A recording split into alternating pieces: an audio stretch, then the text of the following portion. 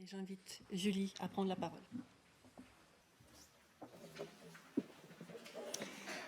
Bonjour, merci. Donc, je tiens tout d'abord à remercier les organisatrices de nous permettre de nous avoir donné la parole, et c'est très émouvant pour nous de parler ici au Sénat, un endroit qui représente le pouvoir et l'État. Nous ne sommes pas habitués des apparitions publiques des médias parce que, comme vous le voyez, notre discours n'est pas glamour et ce n'est pas politiquement correct, parce que nous sommes les déchets de la GPA et que celle-ci ait été éthique ou commerciale. Nous sommes celles que l'on jette après usage. Nous ne sommes pas recyclés. Et donc notre parole n'est pas politiquement correcte. La seule parole audible pour le public, c'est celle des usagers, des commanditaires, des acheteurs de bébés qui se prétendent des parents avant même la naissance de l'enfant. Donc merci encore une fois de nous permettre de nous exprimer, et merci au public de nous écouter.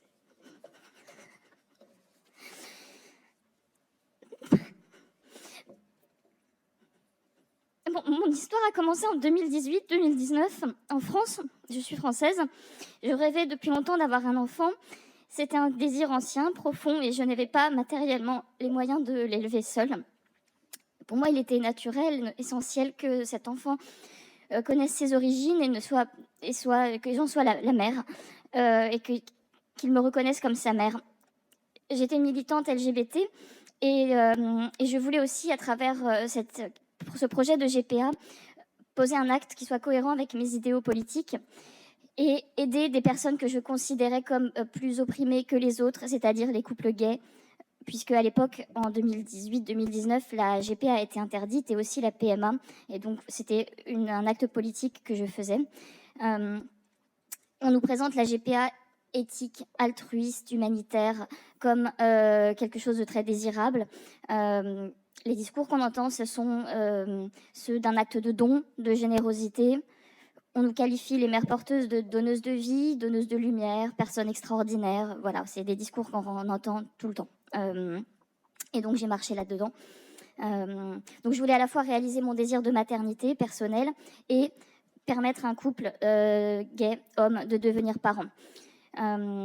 J'ai fait des recherches donc, par Internet, sur Facebook, sur des sites, mais surtout sur Facebook, de commanditaires, de parents d'intention. J'ai été contactée par des personnes de tout pays, de toutes orientations sexuelles. J'ai refusé les propositions de rémunération et j'ai réalisé une GPA où seuls les frais de grossesse m'ont été remboursés. Je n'ai pas perçu d'argent. J'ai refusé également les demandes émanant de l'étranger puisque je voulais continuer à pouvoir voir l'enfant, et les demandes émanant de couples hétérosexuels puisque je ne voulais pas que l'enfant ait une autre mère que moi. J'ai rencontré un couple qui me semblait correspondre à des critères de stabilité, de confiance, et qui m'ont fait de belles promesses. Nous avons réalisé une GPA traditionnelle, artisanale, donc sans l'intervention de cliniques, d'agence et autres frais. Donc je suis la mère génétique également de l'enfant. J'ai insisté pour reconnaître l'enfant à l'état civil. J'ai refusé d'accoucher sous X puisque je ne voulais pas infliger à l'enfant un départ dans la vie qui serait marqué par l'abandon. L'accord était clair, c'est-à-dire que ce serait eux qui élèveraient l'enfant à leur domicile et que je resterais toutefois proche du couple et de l'enfant. Alors évidemment, on ne voulait pas la même chose. Moi, comme beaucoup de mères porteuses, c'est ce que j'ai pu constater après coup, je voulais rester dans la vie de l'enfant, être un membre de la famille, même une famille éloignée. Beaucoup de mères porteuses rêvent de rester dans la famille de l'enfant, d'être considérées comme une genre de maman éloignée, de tante, et elles veulent pouvoir garder le contact et le voir grandir, et ce qu'elles aient été payées ou non, qu'il y ait eu un contrat ou non, et que ce soit en Europe, en Amérique.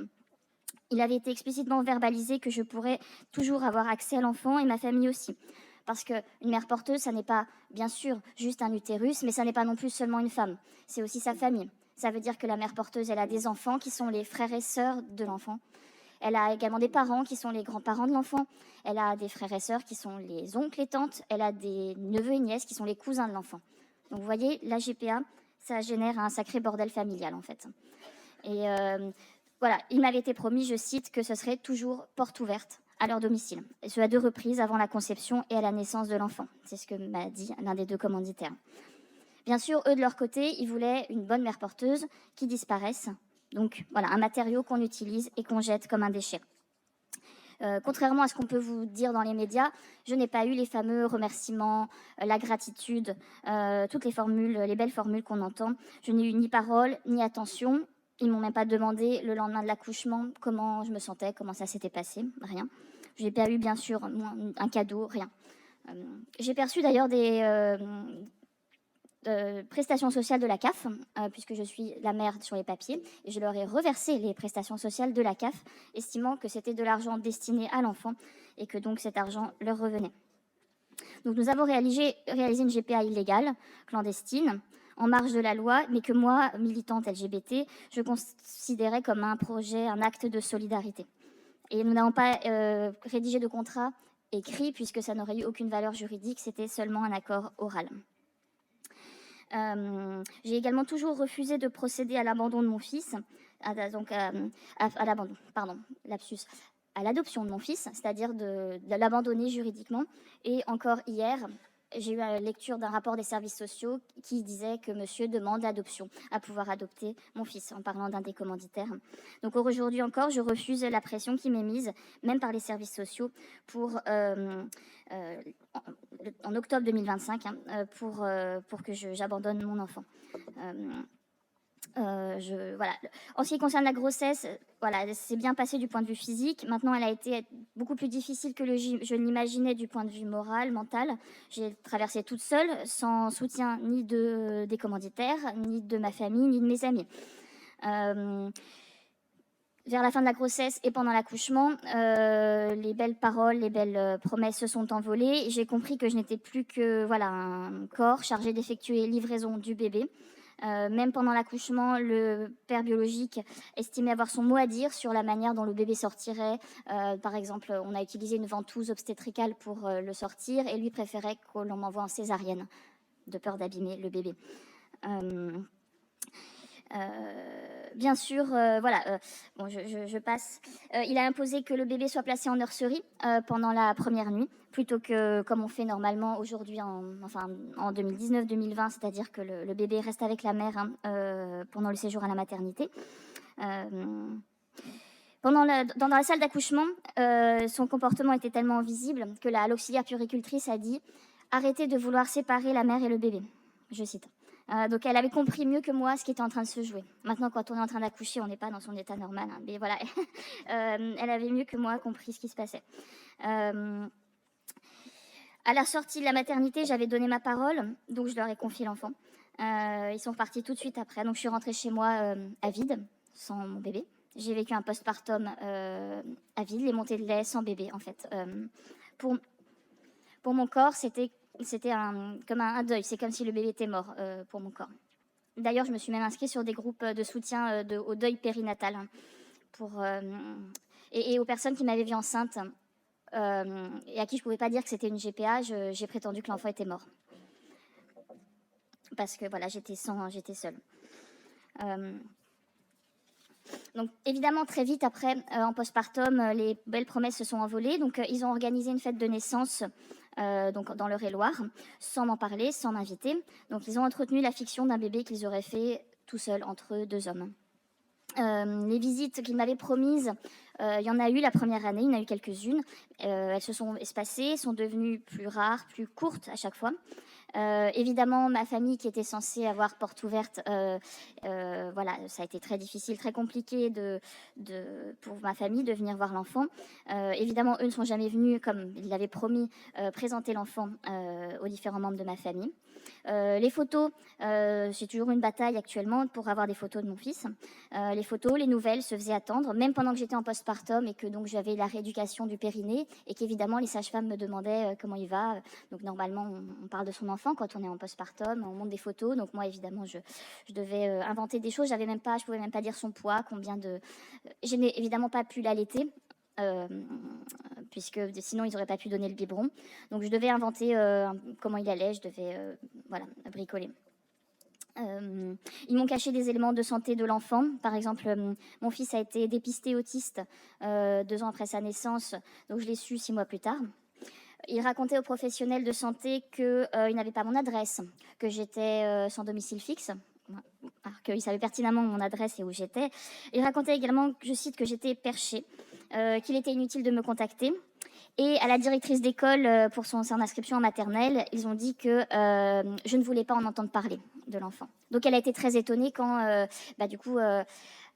pour sa première rentrée en maternelle, moi j'ai appelé les écoles, différentes écoles de la ville pour dire est-ce que vous avez mon fils, monsieur, inscrit chez vous.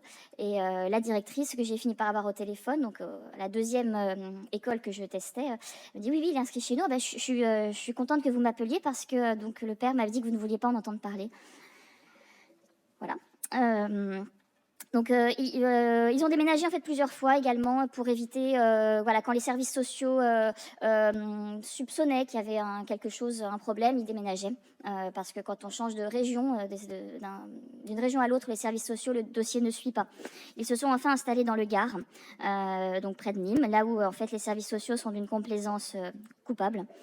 3 mois après leur installation, le père biologique et légal de mon fils est mort d'un cancer fulgurant. Et donc juridiquement, je suis restée seule détentrice des droits parentaux et je devais récupérer sa garde. Donc j'étais j'étais effarée. Donc en fait, il était malade depuis 1 an, mais ça m'avait été caché, évidemment, pour pas que je puisse commencer à anticiper de revenir dans la vie de l'enfant. Alors que eux s'étaient préparés, bien sûr, à pouvoir m'attaquer en justice et éviter que je récupère l'enfant. Et j'étais ravie à l'idée de pouvoir récupérer mon enfant et j'ai tout de suite dit à l'époux du défunt, j'ai proposé qu'on élève l'enfant ensemble, de faire une coparentalité, une garde partagée, etc. Puisque je ne comptais pas le rayer de la vie de mon fils, quand bien même j'étais en fait la seule autorisée à élever l'enfant.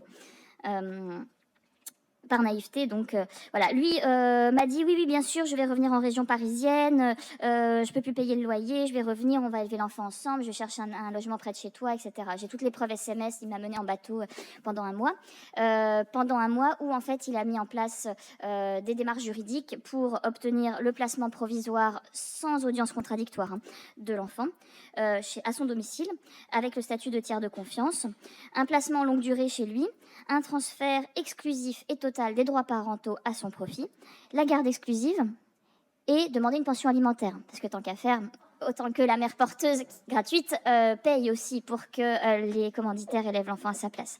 Les juges ont accédé à toutes ces demandes. Donc j'ai perdu tout. Les droits parentaux, la garde, plein d'argent et mon fils.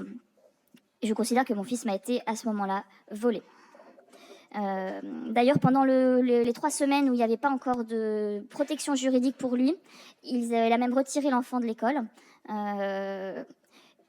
Afin que je ne sois pas, que si je me présente à son domicile, en fait, il ne soit pas là. Et parce que sinon, si je me présentais à son domicile, légalement, je pouvais récupérer mon fils. Et donc, il s'est arrangé même pour disparaître totalement de la circulation à ce moment-là. Moi, j'ai été prise par surprise et comme les autres femmes qui ont parlé avant moi, je n'avais jamais eu affaire à la justice, jamais mis un pied dans un tribunal, jamais engagé un avocat. D'ailleurs, je n'ai pas reçu les convocations au tribunal. C'est l'avocate adverse qui me les a envoyées 10 jours avant l'audience. Les services sociaux, même l'ASE, alors il a même refusé de me restituer le livret de famille et il a déclaré à la police que c'était un document qui ne me concernait pas, alors qu'il ne figure pas sur ce livret de famille et que ce livret de famille me revient de droit, moi la mère, étant donné que le père est mort. La procureure de Nîmes m'a qualifiée de simple génitrice, chose qui n'existe pas en droit français, puisqu'il n'y a que des mères en droit français. Les services sociaux se sont montrés plus que complaisants pendant les 2 premières années qui ont suivi donc la mort du père de mon fils. Les services sociaux ont refusé de me traiter comme un parent, m'expliquant que, je cite, « elles étaient là pour accompagner monsieur », c'est-à-dire le deuxième commanditaire, accompagner monsieur dans sa parentalité. L'ASE, l'aide sociale à l'enfance, est allée jusqu'à demander au juge des enfants de me supprimer mon droit de visite et d'hébergement, qui m'avait été pourtant théoriquement donné à hauteur de 1 fois dans les vacances scolaires. Donc j'étais censée le voir. Et finalement, je ne l'ai pas vu pendant 10 mois. Et donc une enquête a été ordonnée sur mon compte pour vérifier mes compétences parentales, je cite. Évidemment, à chaque fois que cet homme pouvait empêcher une rencontre, un appel en visio ou un appel téléphonique entre moi et mon fils, il y parvenait et les services sociaux le couvraient. Ça s'est encore produit à Noël 2024, de Noël dernier. Tous les acteurs de la vie de mon fils, que ce soit l'école, les professionnels de santé, le notaire, les assurances, tous m'ont tourné le dos et ont cessé de me considérer comme un parent, alors même que je suis la mère sur l'acte de naissance de mon fils. Prétendant que je n'étais qu'une simple mère porteuse. Donc on voit que finalement, mère porteuse et GPA, ça existe en France, c'est validé par tous les acteurs, et alors même que finalement l'enfant est victime, la mère porteuse ou la mère de l'enfant est victime des commanditaires, ce sont eux les commanditaires, les bénéficiaires de la GPA qui sont validés, autorisés par toutes ces instances. Donc le fait de reconnaître un enfant n'a pas de valeur en fait. Ça c'était une illusion que j'avais en reconnaissant l'enfant, en refusant l'adoption. Je me disais je suis sa mère, je vais être protégée juridiquement. En fait non, ça n'est pas quelque chose de pertinent. Je suis une simple génitrice. Donc bien que le juge, comme je vous le disais, ait ordonné un droit pour moi de voir l'enfant, je n'ai pas pu le voir du 31 juillet 2023 au 11 mai 2024, donc près de 10 mois. Ensuite, j'ai eu le droit de le voir comme certaines autres mères porteuses dans les locaux des services sociaux, donc en l'occurrence une demi-heure par mois pendant 6 mois. Ensuite, 2 fois une demi-heure par mois pendant 3 mois. Ensuite, 7 heures par mois, donc sur la journée, toujours sur surveillance des services sociaux et avec des rapports qui vérifient mes compétences parentales. Côté pénal, une plainte pour provocation à l'abandon d'enfant a été classée sans suite. Et dans la justification du classement sans suite, la procureure reconnaît l'existence d'une gestation pour autrui, mais en disant que lorsque nous avons procédé à cette gestation pour autrui, nous étions tous consentants. Donc, c'est-à-dire que le magistrat reconnaît l'existence de l'infraction tout en refusant de la poursuivre, ce qui est une aberration judiciaire. Nous avons fait appel auprès du procureur général et ça a été là aussi classé sans suite. Pourtant, tous les acteurs reconnaissent l'existence d'une GPA. Le commanditaire, le beau-père de mon fils, reconnaît la GPA puisqu'il a compris que c'est par cela qu'il obtient la garde de mon fils, c'est par cela qu'il obtient une légitimité comme père, et les services sociaux l'appellent le père, elles disent son fils. Donc grâce à cela, c'est en revendiquant un acte illégal qu'il obtient les droits parentaux, la garde de l'enfant, etc. Les services sociaux le reconnaissent, moi, mère porteuse, je le reconnais, donc tout le monde est d'accord. Et même quand on amène sur un plateau d'argent un cas d'une infraction à la filiation de l'enfant, la justice refuse de poursuivre. Donc ça fait aujourd'hui 2 ans que je me bats pour mon statut de mère et pour récupérer aussi un semblant de dignité, aussi bien auprès des services sociaux que des juges. Et nous repassons en audience jeudi prochain, 9 octobre, devant le juge des enfants. Je me bats pour être reconnue en tant que mère, retrouver une place dans la vie de mon fils, pour que mon fils m'appelle maman plutôt que par mon prénom. Parce que donc, évidemment, personne ne lui a jamais parlé de moi à son domicile, ou bien en m'appelant par mon prénom. Et cet été, au mois d'août, mon fils, qui a donc 5 ans, m'a dit « Papa m'a dit que tu avais un bébé dans le ventre et tu l'as donné. Ce bébé, c'était moi. » Donc là, évidemment, j'ai fondu en larmes et je lui ai expliqué. J'étais très en colère contre ce type. Et j'ai répondu à mon fils « Mon chéri, si je t'avais donné, est-ce que tu serais là aujourd'hui? Est-ce que je me battrais pour que tu aies le droit de venir ici, pour que tu aies le droit de me connaître, de connaître ton petit frère ?» Voilà, mais c'est ça qu'il racontait à mon fils. Donc aujourd'hui, je me bats. J'ai récupéré un droit de visite et d'hébergement qui est très fragile puisque le commanditaire a fait appel d'ailleurs de cette décision et tente à chaque fois d'empêcher qu'il y ait des appels en visio et demande à chaque fois la suppression du droit de visite médiatisé ou d'hébergement. Donc je peux voir mon fils 1 jour et demi par mois sans surveillance des services sociaux et la moitié des vacances scolaires. Mais peut-être que là, jeudi prochain, je vais perdre ce droit, je ne sais pas, puisque nous repassons devant le juge. Je n'ai pas récupéré mes droits parentaux et je n'ai aucune perspective de récupérer un jour la garde de mon fils. D'ailleurs, les services sociaux m'ont dit encore début septembre qu'ils étaient là pour s'assurer que l'enfant est monsieur. Donc, je ne vous donne pas son prénom, mais pour s'assurer qu'il est monsieur, comme si c'était lui dont mon enfant était privé, alors que c'est de mère et de famille maternelle qu'il a été privé. Donc mon fils habite à 750 km de chez moi, donc à chaque fois je fais 1500 km aller-retour. C'est un engagement total pour moi, de mon temps, de mon énergie, de ma personne, de mon argent aussi. Voilà. Et aujourd'hui, je milite contre la gestation pour autrui. Donc, comme vous le voyez, cette histoire était censée être une histoire d'amitié, d'amour, de solidarité, de justice. Et c'est devenu un drame, hein. L'erreur de ma vie, la honte de ma vie. Je estime que l'État m'a volé mon enfant, ma dignité de femme et de mère. Donc je milite pour que mon fils fasse vraiment partie de sa famille maternelle. Je me bats pour qu'il puisse un jour me pardonner, peut-être un jour m'aimer. Et j'espère que la GPA sera abolie dans le monde, qu'aucune femme ne se fera utiliser comme moi ou comme mes amis avons été utilisés, et pour qu'aucun enfant ne soit plus arraché à sa mère et à sa famille maternelle. Merci.